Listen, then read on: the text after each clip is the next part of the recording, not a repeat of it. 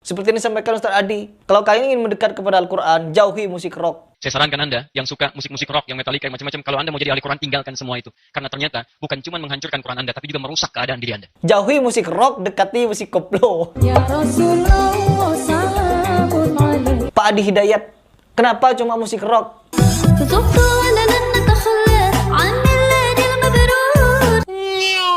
Apakah musik koplo itu bisa mendekatkan diri kepada... Sekarang sedang berada di zaman yang ada peledakan informasi ya, informasi sangat tersebar, kemudian yang berbicara sangat banyak, masing-masing orang yu'jab bi ra'yihi, kagum dengan pendapatnya, sehingga tanpa ragu setiap ada yang di benaknya segera dia lontarkan, segera dia tuliskan agar dibaca oleh orang lain.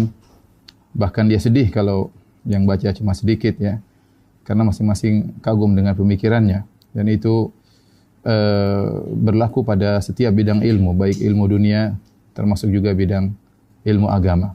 Ya. Oleh karenanya banyak pembicara, terutama dalam bidang agama, yang terkadang memang dia berhak untuk berbicara, dan banyak yang tidak berhak untuk berbicara. Yatazayyawuna bi zayyil alim, bergaya, berlagak seperti lagaknya seorang alim, padahal banyak di antara mereka yang tidak menempuh pendidikan agama dengan selayaknya. Ini yang menjadikan kita perlu untuk memiliki filter untuk bisa memilah-milih, untuk bisa mengetahui mana yang benar dan mana yang keliru. Maka kita harus memiliki barometer ya. Kita harus selektif dalam mendengar informasi yang masuk kepada kita, baik kita kehendaki maupun tidak kita kehendaki. Di zaman dahulu, di zaman Rabi'ah, gurunya Imam Malik, ya, rahimahullahu taala, ya, Imam Malik berkata, akhbarani rajulun, ada seorang menyampaikan kepadaku bahwasanya dia masuk ketemu dengan Rabi'ah bin Abdurrahman, ya, kemudian dia mendapati fawajadahu yabki, dia mendapati Rabi'ah dalam kondisi menangis. Maka dia bertanya, ma yubkik, apa yang buat kau menangis wahai Rabi'ah? Am musibatun dakhalat alayka, apakah kau terkena musibah sehingga kau buat engkau menangis? Faqala la, tidak, aku menangis bukan karena musibah, walakin istuftiya man la ilma lahu wa dhahara fil islami amrun azim, akan tapi ada orang yang diminta fatwa yang tidak punya ilmu, diminta fatwa, ya, beredar di zaman tersebut, ya, di zamannya Imam Malik, ya, dan telah muncul perkara besar dalam Islam. Kemudian Rabi'ah berkata, wala ba'dhu man yuftiha huna ahaqqu bisijni minas surraq.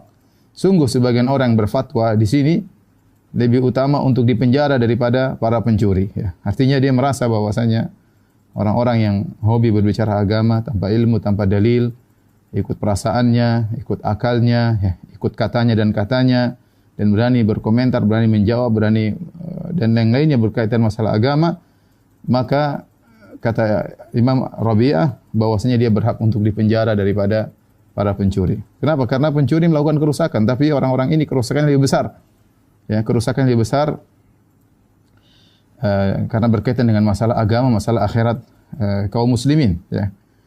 Dan kita tahu bahwasanya justru orang lebih berani berbicara masalah agama daripada masalah dunia, ya.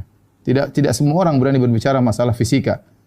Tidak semua orang berani berbicara masalah kimia. Tidak berani semua orang berbicara masalah medis. Ya, tidak semua orang berani berbicara. Mereka nunggu ahlinya dan pakarnya. Tapi kalau sudah masalah agama, semua orang mau bicara. Semua orang mau bicara. Mau pakar enggak pakar, mereka hobi untuk berbicara, ya, dan kagum dengan pendapatnya. Oleh karenanya, di zaman seperti ini kita harus, terutama orang-orang awam, harus selektif, harus memiliki barometer untuk memilah-milih, ya. Kalau dia dapati ada para dai, ya, yang mengajak manusia, masyarakat untuk kembali kepada Al-Quran dan Sunnah, ya, maka itu insya Allah adalah para dai yang benar. Karena Islam dibangun di atas Al-Quran dan Sunnah. Islam dibangun atas Al-Quran dan Sunnah dengan dalil yang sahih. Tapi kalau dia mendapati ada sebagian dai yang menyuruh untuk meremehkan Al-Quran dan Sunnah, apa itu Al-Quran dan Sunnah, apa itu hadis-hadis, apa itu sah, apa itu pemahaman salaf, maka dia waspada, ya. Karena sebenarnya orang-orang yang menyuruh untuk meninggalkan Al-Quran dan Sunnah, meninggalkan pemahaman para salafus saleh, mereka adalah orang-orang yang ingin mengikis Islam sedikit demi sedikit, ingin menjauhkan kaum muslimin dari sumber pendalilan yang benar.